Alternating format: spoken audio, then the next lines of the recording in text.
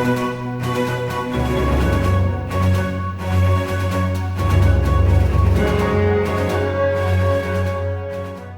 guys, welcome back to another video, and today is my birthday. Just kidding, but it is airing on my birthday. So I am going to rank my top 20 favorite movies of all time, and these are the movies that I would watch again. Also, if just a heads up too, some of these, again, they might be in a completely different spot than where they are at the moment, because I had a really tough time figuring out this list, and I don't even know if from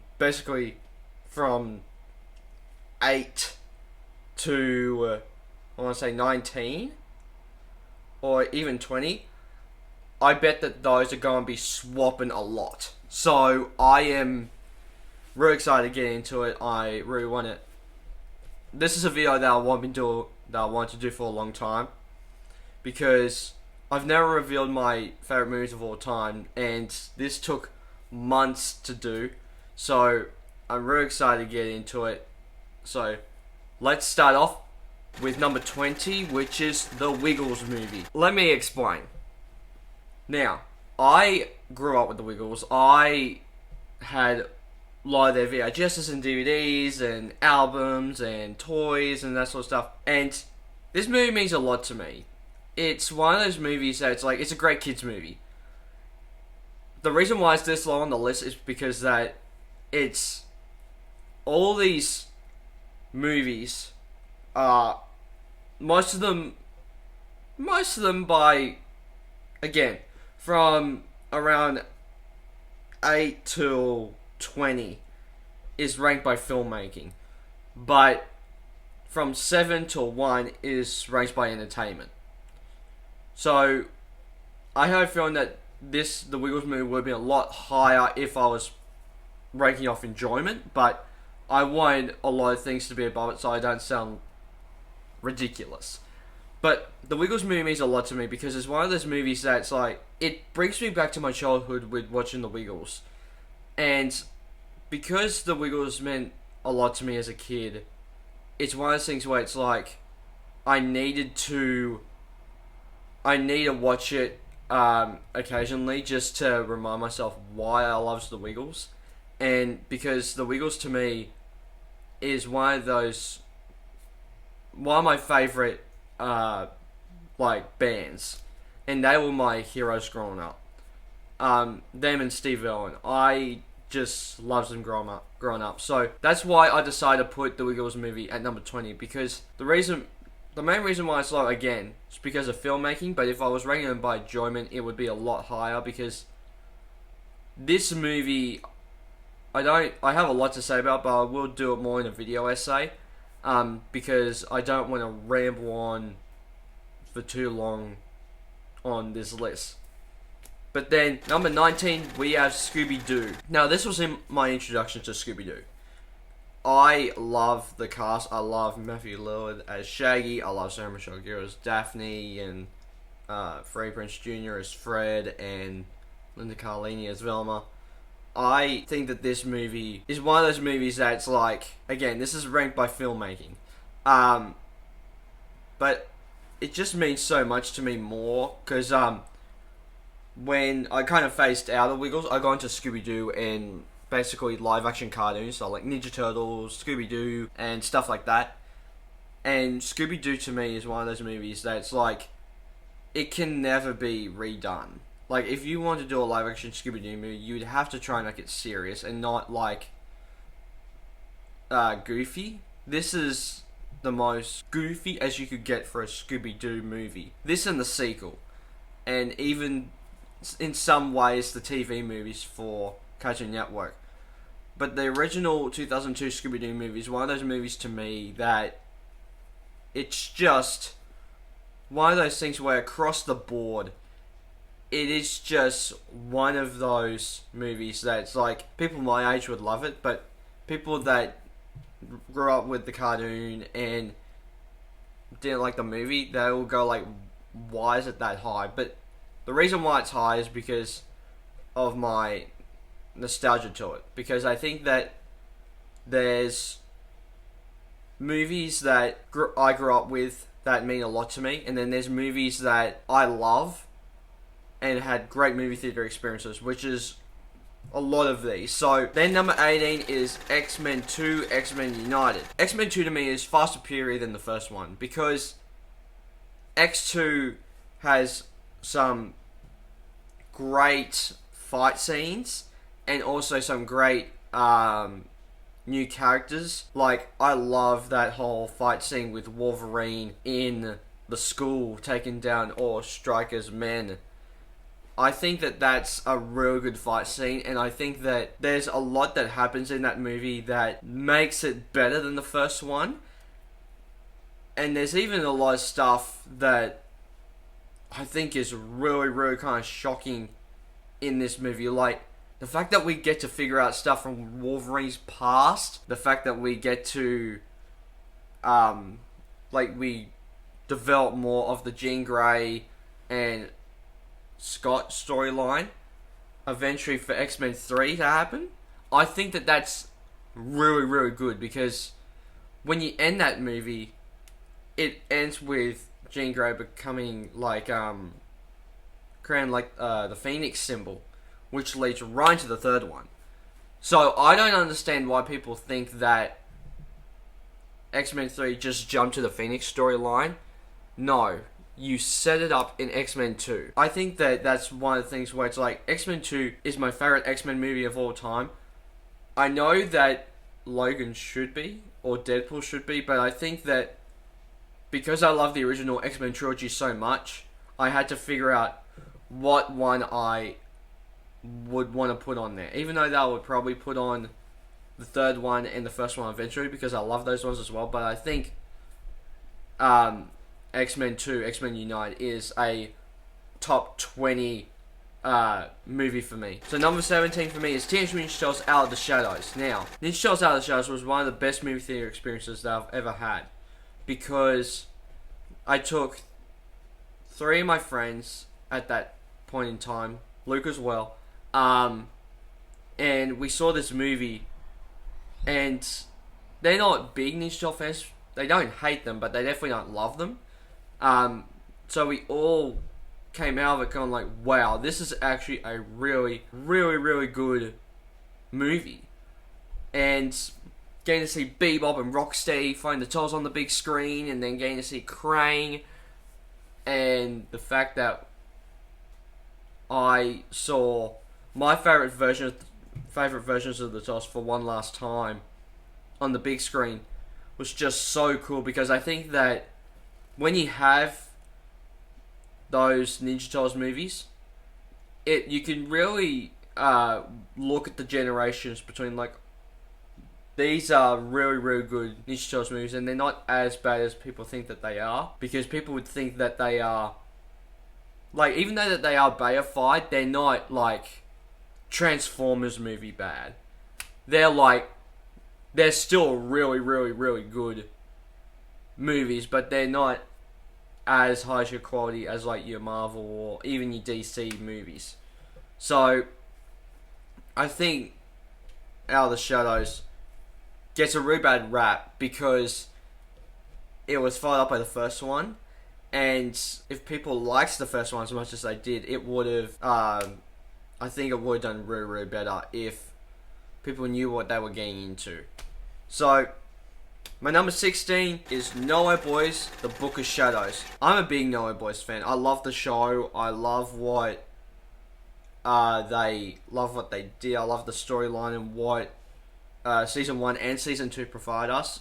I think it kind of went off the, not off the rails, but I got less interested in Nowhere Boys after the movie came out, because they're going to the whole thing of, like, the old cast would have, like, cameo roles, and it was really focused on these young kids, not like what you would see in, like, these shows that would have, like, the reunion episode where it's like the gang gets back together to defeat a bigger threat, because they basically did that in No Way Boys The Book of Shadows, because No Way Boys The Book of Shadows is one of those movies that it's like, okay, we made them fight demons in the first season. We made them try to find Andy and fighting Alice in the second season. How do we up the ante? Let's make them go up against the person who basically controls chaos. Let's make them go up against this girl Tegan, because Tegan actually has a relationship to Felix's dad, which that will hold tie into the ending of the movie and the reason why things happen in that movie. And I think that that's such a really, really good idea. I love how No Way Boys The Book of Shadows takes the knowledge from what we had from the show, but then adds some new stuff into it for the movie to kind of go like, even though that they kind of basically mention of like, this isn't the end of the No Way Boy story. This is a beginning.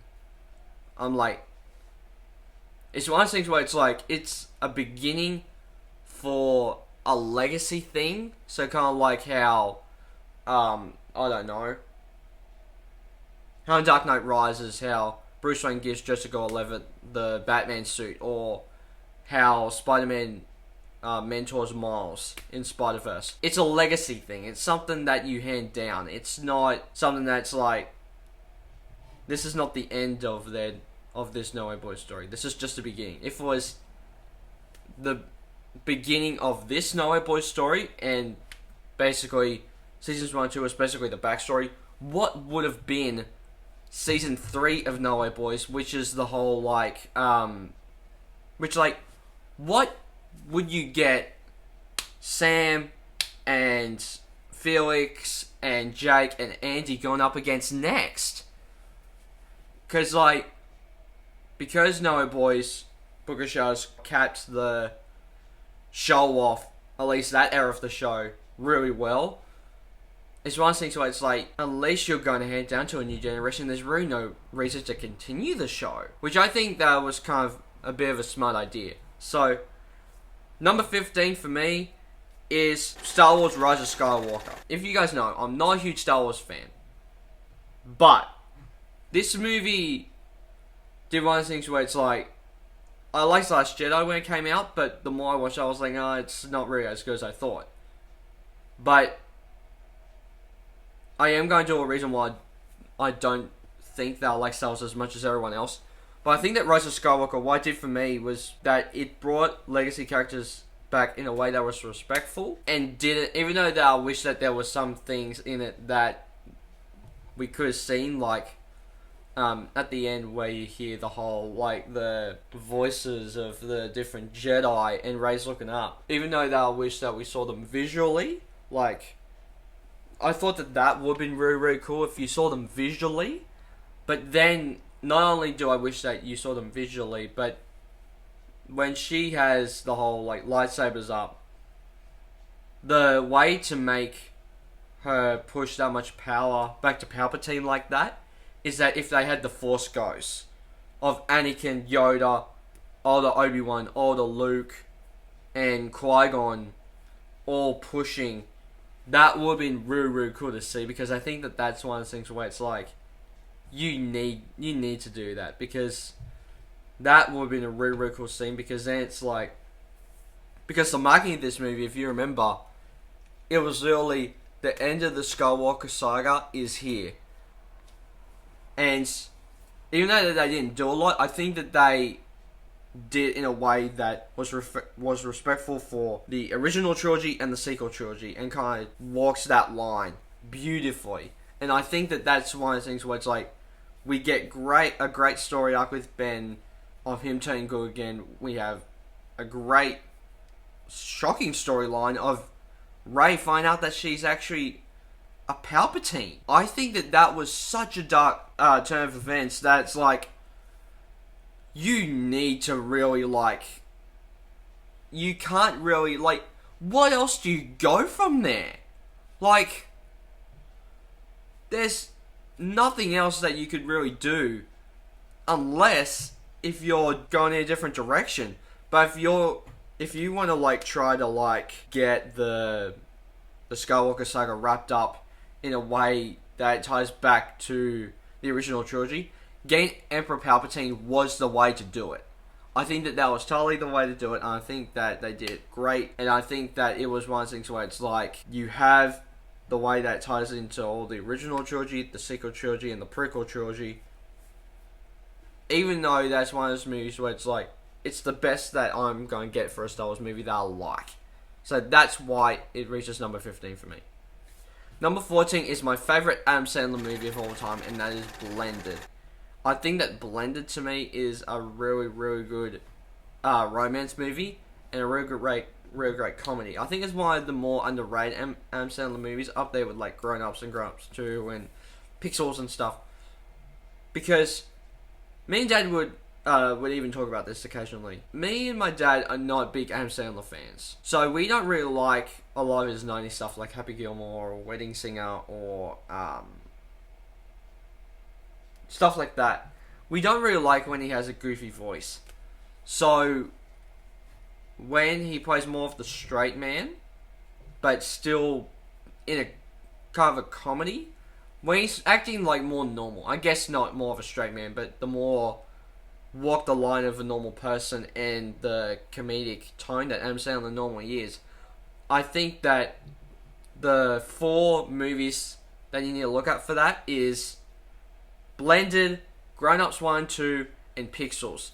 They have the perfect amount of Adam Sandler comedy for people that are not big Adam Sandler people.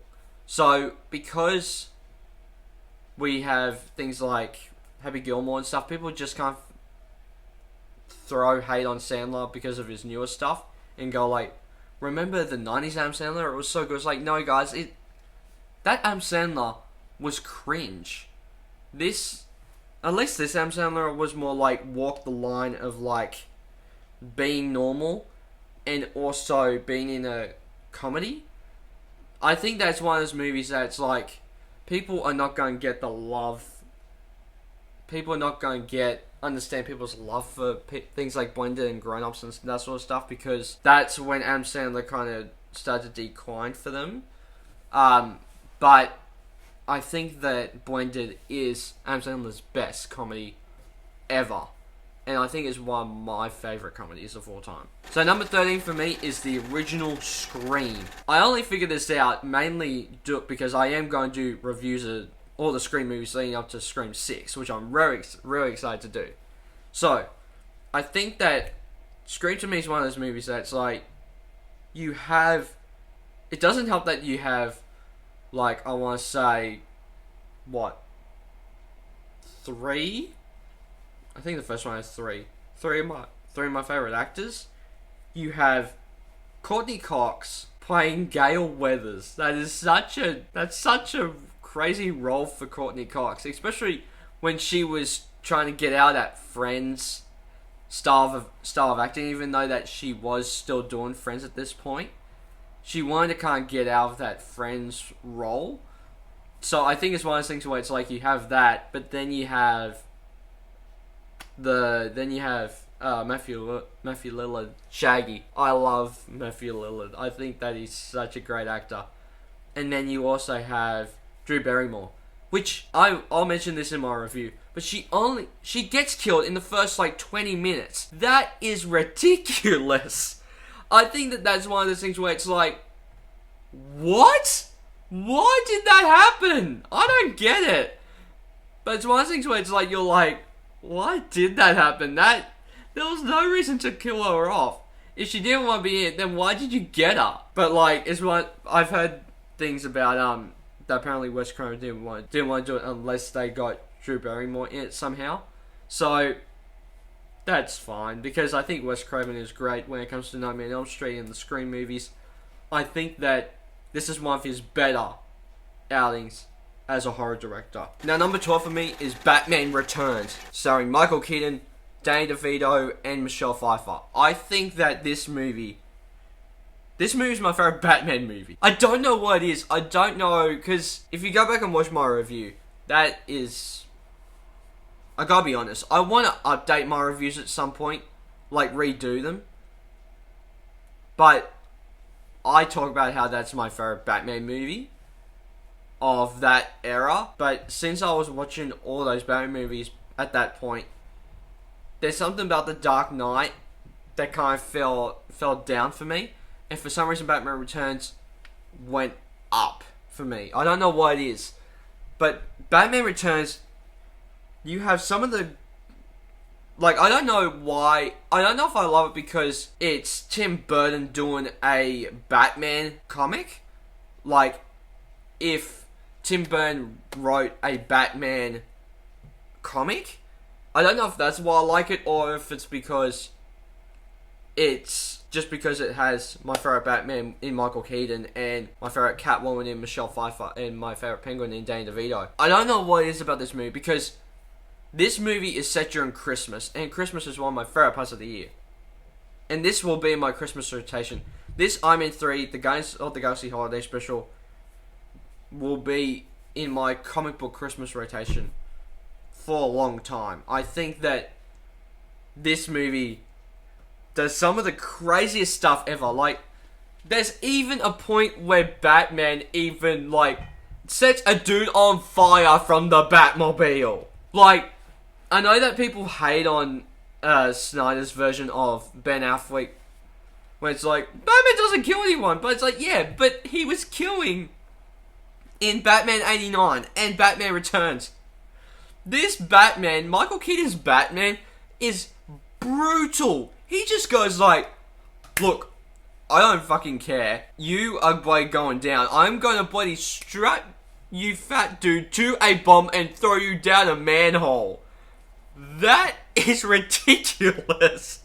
And I love it. I don't know if I love I don't know why I love this movie so much, you guys. I don't know why it's in my top 15 movies of all time. I think it's one of those things where it's just like, it's probably just because, one, it's a Christmas movie, two, it has some of my favourite performances in the Batman movie, and also, it's one of my favourite directors doing a Batman movie, because my two favourite live-action Batman movies is the Byrne verse. I think that the Byrne/Schumacher verse is really, really good. I think that there's a lot of redeeming qualities to both Batman Forever and Batman and Robin, but I do get why people don't like Batman and Robin. I think it's one of those things where it's like, there's something about, I don't know if I like the original quadrilogy because of the, like, I don't know what it is. I don't know if I like it because of the, like, the goofiness or the entertainment value, because Batman Begins, I will say this, I will do a Batman Begins review before The Flash comes out, because I have a feeling that Christian Bale's going to make either a cameo or some sort of thing in that movie.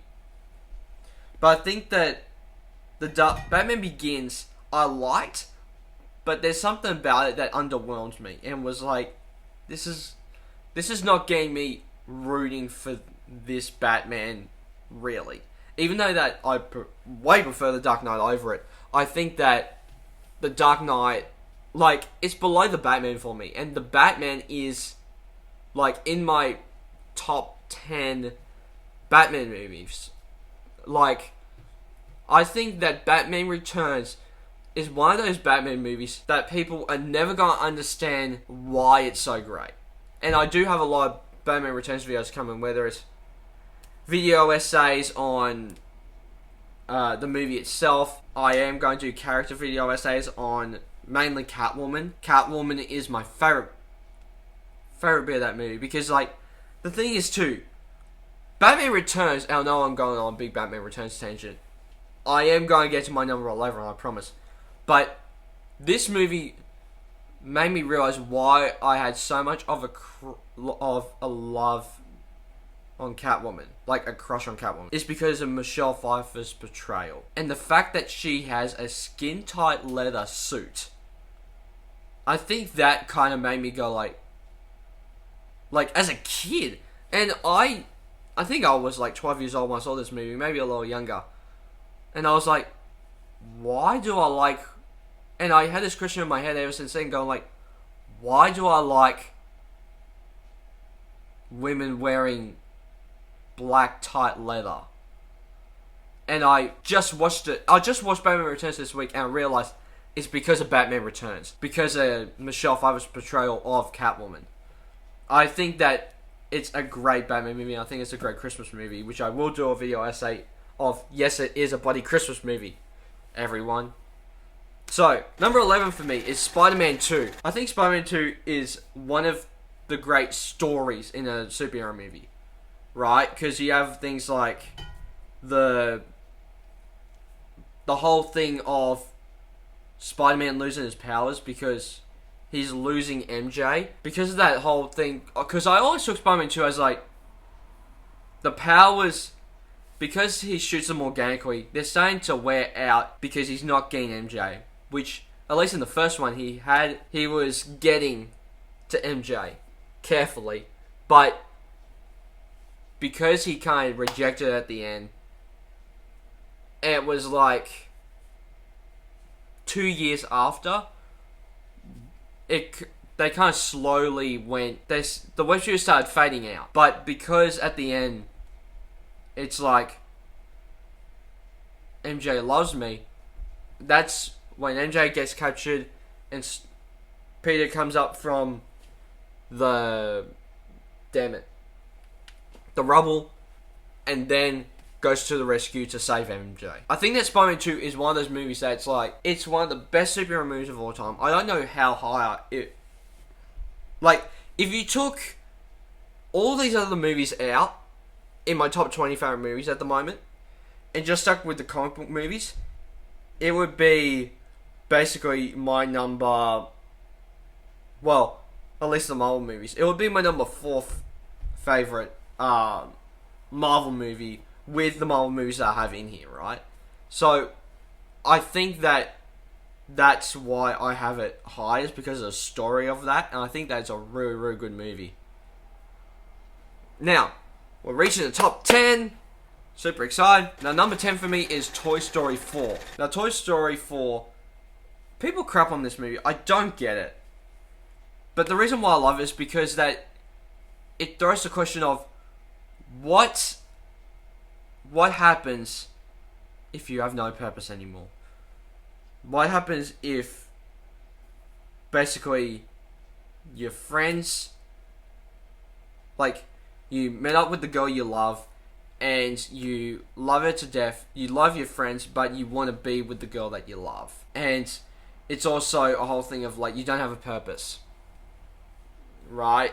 It's like if a parent raised a child as best as they can, they have no purpose anymore. So that's basically what it was. And the fact that Woody gave Gabby his voice box, he basically got a vasectomy. He just wants to be with he just wants to be with Bo. He just wants to be at the carnival, touring the world, while Buzz and the gang take care of Bonnie. That is one of the best things about Toy Story 4. And I love Toy Story 4. I think it's my favourite Toy Story movie. And you guys know how much I love Toy Story. Toy Story meant a lot to me. I watched that movie repeatedly. My two loves growing up. That were the two, I guess, things I would watch repeatedly is both Toy Story 1 and 2 and The Wiggles. Every Wiggles DVD, VHS, whatever. I think that there's something about that I'm just like, Toy Story, I couldn't get it out of my head. I would always sing You Got a Friend of Me at school. I think it's one of those movies that it's like... But I even said this in my review for the first one. The first one to me is a little outdated. So I think that that's one of those movies that's like, you need to just kind of like go like, this, that's why it is. But the fourth one to me, it has great animation, a great story that no one gets the point of, and some really, really great new characters. So that's why I love Toy Story 4, and I have it at number 10. Now, number 9 for me is Teenage Mutant Ninja Turtles 2014. Now, you gotta understand, Ninja Turtles 2014 was one of the first superhero movies I think that I saw in the theatre. And it was also my first rated M movie I saw in the theatre. Because at that point, I wasn't allowed to see Amazing Spider-Man 2. I wasn't allowed to see Winter Soldier in the theatre. And even a year after that, I wasn't allowed to see Age of Ultron in the theater. I wasn't allowed to see a Marvel or DC movie until 2016 with Captain America Civil War and Suicide Squad. But seeing Ninja Turtles and the fact that you had great action, you had a great cast, you had a really, really underrated April O'Neil in Megan Fox, and she is hot as heck.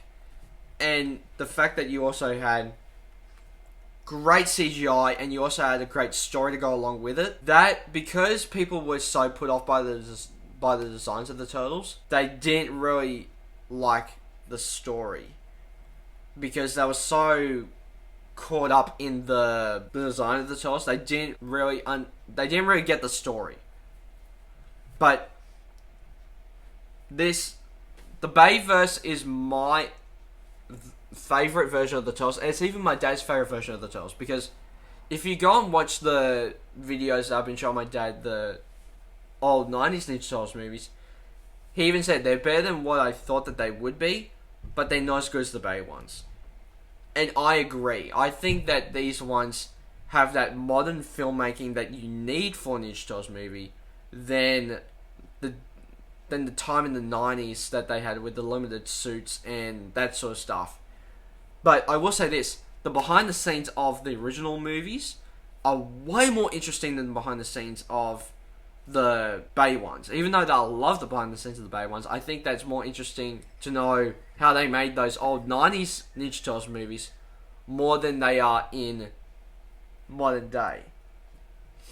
But number 8 is a movie that's kind of tied to the Bay Turtles, but not really, because it was directed by a different person, and that is Bumblebee. Bumblebee, to me, is a great Transformers movie, and I love Transformers. I love 1, I have a soft spot for 2, I love 4, I don't mind the A6 one, I love Bumblebee. And Bumblebee is what makes me real excited for Rise of the Beast, because Rise of the Beast is the sequel to Bumblebee, but also kind of the soft reboot of the Bayverse. Because even in the trailer for Rise of the Beast, we can't see the Bumblebee movie era Bumblebee. And even though that, like, Optimus Prime looks way different than he does in Bumblebee, I think that just the fact that we're keeping the same design for Bumblebee for Rise of the Beast as we did for the Bumblebee movie gives me hope of, like, this is the same continuity, not like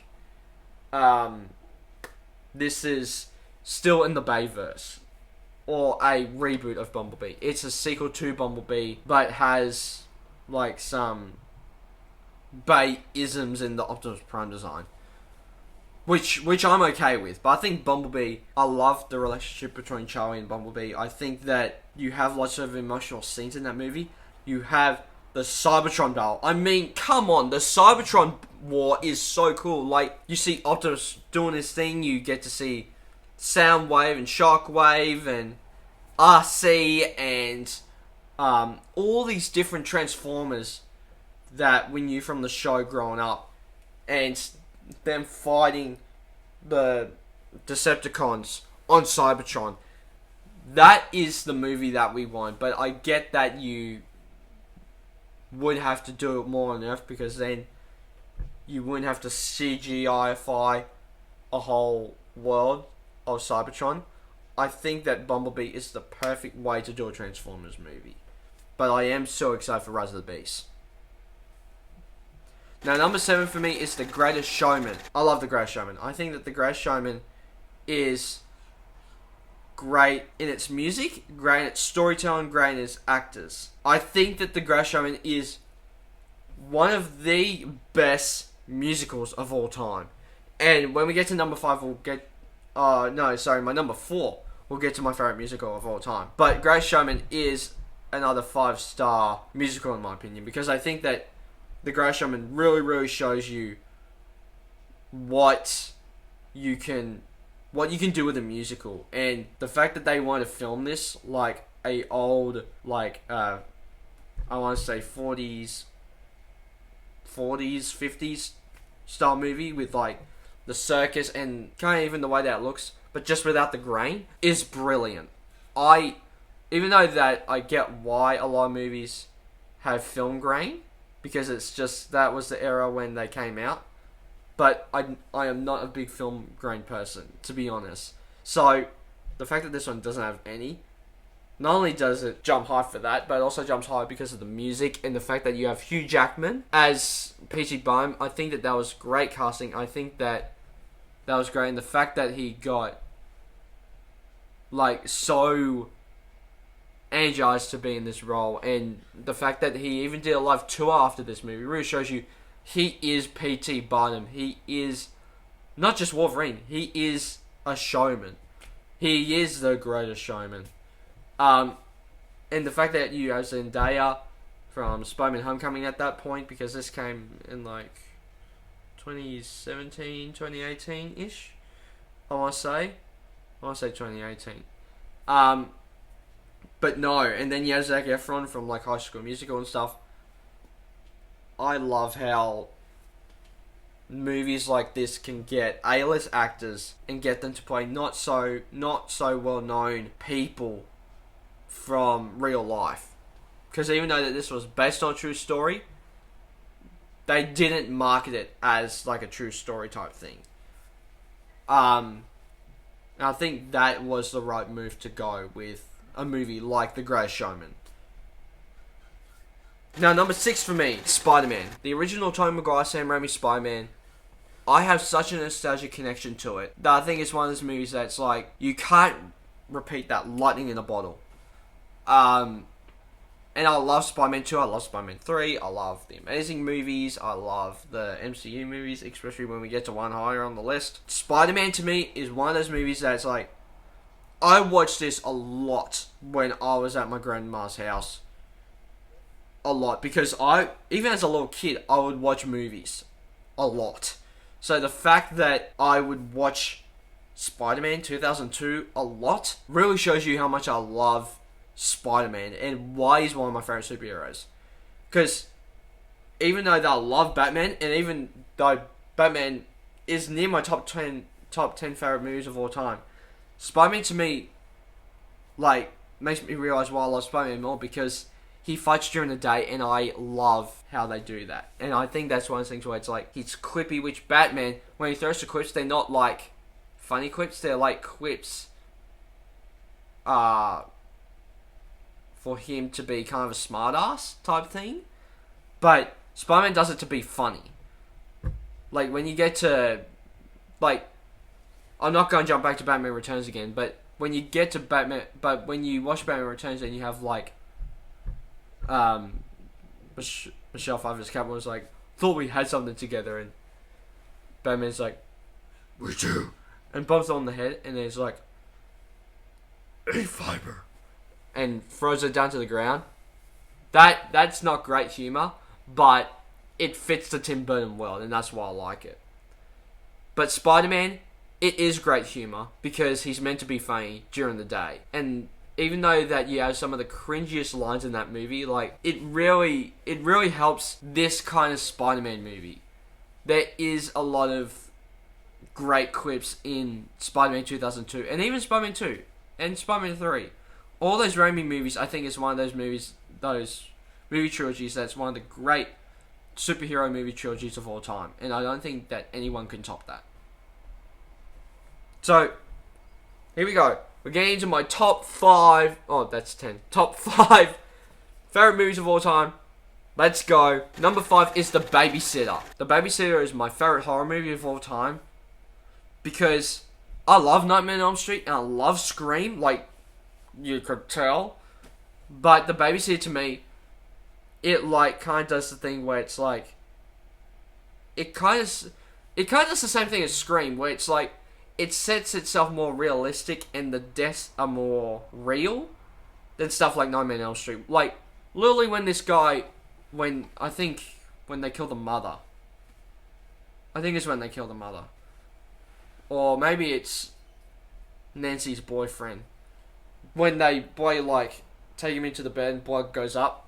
That looks fake as hell. Which I think that the Blood in the Mind movies, like, when you get to Scream, you get to The Babysitter, and you get into all these other modern horror movies, that's when you go like, wow, they actually improved a lot. And I think that's one of the reasons why I love The Babysitter, because like, not only the kills are great, but I think the cast is great. I think the fact that you got Samara Weaving really blows my mind, because like, I didn't know Samara Weaving before I watched The Babysitter, but now she's one of my favorite actors. You also had you had two people that, no, basically 4 people that I knew from other movies. You had I forgot her name, but the actress that played the mother in The Babysitter, she was the reporter that Tony Stark sleeps with in Iron Man. You also had Max, played by Robbie Amell, who was in the live-action made-for-TV Scooby-Doo movies. You had Bella Thorne, obviously from Blended. And then you had, oh my god, I forgot her name, but the chick that doesn't really talk in Pitch Perfect, as Sonia. That to me, you already had a stellar cast there, so the fact that you got a stellar cast and you had a great story on top of that really makes me go like, wow, you just did the impossible there. Not only do I like the cast of this movie, but I also like the kills and how they try to keep it realistic. And in a world that makes it seem like that's just your normal neighborhood, but then it's like, it has a twist on like, what if your babysitter was evil and tried to kill you? Even though that kind of makes me question of like, because I had babysitters in the past. I love my babysitters. But if they did that to me, I would be scared. Exactly how Cole is. I think that's what I like about it. Nothing that I like about it is that Cole is us. He's the general audience. And yeah, I love The Babysitter. I think it's a great movie. Now, number 4 for me is Grease. I will say this. When I first watched Grease, I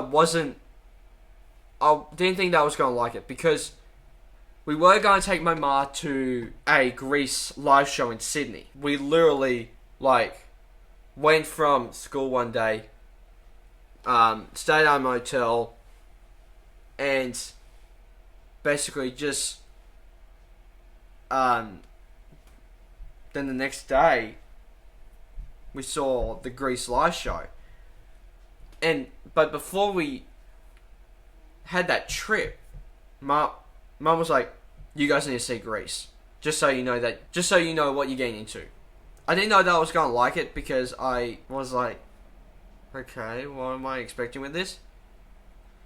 But then I fell in love with the music, because I was a big music guy when I was a kid. That's one of the reasons why the Wiggles movie is number 20 on this list, is because I loved the music in that, and I also loved School of Rock.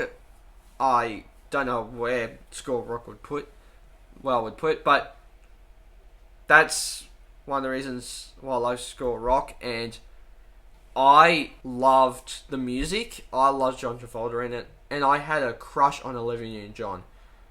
Probably because it her black suit at the end reminded me a lot of Catwoman's leather suit in Batman Returns.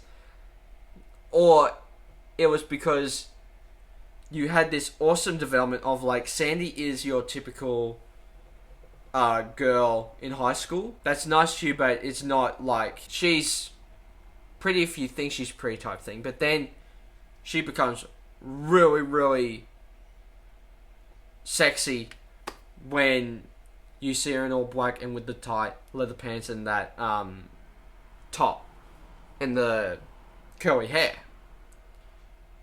That's one of the reasons why I like Grease, is because it has great characters, it has great music. I love Grease. It's my favourite musical of all time, and nothing can top it. In fact, we did a version of Grease for a musical, and I kid you not, me and my friends, they liked Grease, but they didn't like, I don't think that they loved Grease. But I even emailed my music teacher, or one of my music teachers, and was like, look, you guys are doing Grease, and I know that it's too late for me to like audition because you're already running through a cast. But look, I love Grease. It's one of my favorite musicals of all time. I want to be a part of the production somehow. And luckily I ended up doing backstage stuff because I love behind the scenes. I think it's one of the things where it's like you have that connection to something. Like if they were doing even if they were doing one of The Greatest Showman or something, I would go like, look, I love The Greatest Showman. I need to figure out what to do to be a part of that. So I love Grease. I think it's my favorite musical of all time. Now, my third favorite. Now, number 3. This might shock you all. My little cousin's going to get super excited about this. Because, I like this movie. I just didn't know how much I love this movie. But that is, of course, 1D This Is Us. And yes, the One Direction movie. Now, the reason why it's this high, not only did I have fun watching it, but I forgot how much I loved One Direction as a kid. I had a friend at school that was a big One Direction fan. And she was the only person that I could talk to about One Direction. And One Direction is one of those things where it's like, it's more for girls, but it's one of those things where it's like, they have catchy music. So as long as you have catchy music, and I'm interested in music anyway, but as long as you have catchy music and it's good music, I like it. So, One Direction, not only does it have catchy music in that movie, but it's also, it just shows 5 ordinary guys just doing what they love. Just making songs, going on tour, and loving their fans. And also, you get to see more what happened to them back home. Like, we get to see Harry working on, like, not working on, but working in a deli. And we get to see, like, Liam reconnecting with his family. We get to see Louis, like, doing, like, seeing his grandmother. That stuff really connects to me on an emotional level. Just going like, oh man, you really did have to go this hard. Like, come on. But I just love that. I think that's one of those things where it's like, I love that about it. And I think it's so good. That's why I love One Direction, This Is Us. Because it has not only great music, I'm a great music fan. A big music fan. But it also just shows that these are just 4 guys. They really appreciate the fans and they just do what they love. That's why I love One Direction, This Is Us. Now, here we get to my top 2. And my top 2 are interesting because depending on my mood, they would flip. But, again, entertainment, right? So, number 2 is Avengers Endgame. This used to be my favourite movie of all time. But we'll get to my number 1 in a minute. But Avengers Endgame to me, like, I had a great experience with that movie. I went to the theater with my friends and we saw Avengers Endgame. And what I love about this movie is that it answers the question of how do you defeat Thanos? Especially after Infinity War. But Thor killed him in the first basically 5-10 minutes of the movie. And you're like, okay, where do we go from here? Because that was one hell of a turn. And something that they didn't show on the trailer. So they showed scenes, clips of that scene in the trailer, but not that head slash. So when that happened, I was like, what? And then, but I was like, that could have been the end of Infinity War. You could have done that. Which, maybe that there's a cut somewhere that the beginning of Endgame is the end of Infinity War and that's the way to do it. But then you have the whole thing of like, we need to get stones from different points in time. So we need to go back to New York when Loki was attacking New York. We need to go to Asgard back when Jane was sick in Dark World. We need to go to, oh my god, Neverdalir, or whatever, where Star-Lord was in the first Guardians. We need to go to nowhere? No.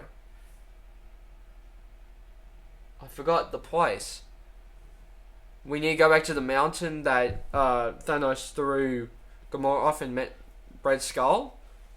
We need to go back to the 1940s and see Peggy again. That's how we're going to get the stones back.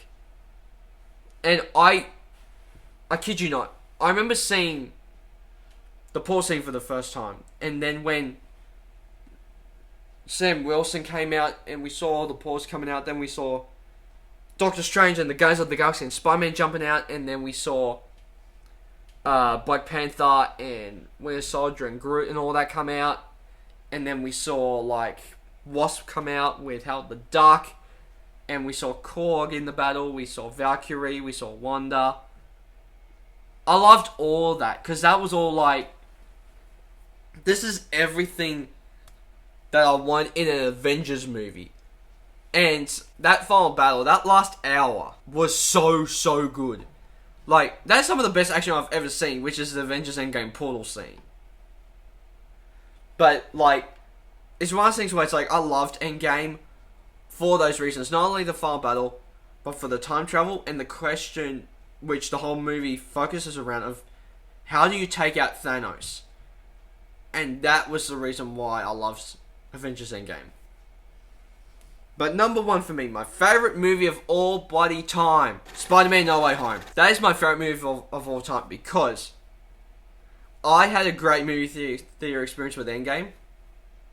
But the hype leading up to No Way Home was even more crazy because we didn't know if Tobey Maguire and Andrew Garfield were going to show up in No Way Home. Like, there were rumours about it. We knew that Dafoe was confirmed. We knew that Melina was confirmed. We knew that Jamie Foxx was confirmed. We didn't know anything about Thomas Hayden Church or Rhys Ifans or Tobey Maguire or Andrew Garfield. So when they showed that shot in the trailer with Electro, Lizard and Sandman going up against one Spider-Man, I was like, oh my god, we're actually going to see Sandman and Lizard. I love, because like, I'm a big Sam Raimi fan. It doesn't help that 3 of my Spider-Man movies are 2 of them are legit 2 of the 3 Sam Raimi movies, and one of them has a lot of Sam Raimi stuff in it. Like, this was everything, because I loved The Amazing Spider-Man 2, and I loved the character of Electro in The Amazing Spider-Man 2, and I love the idea of him being wronged, or like, not wronged, but has been looked down upon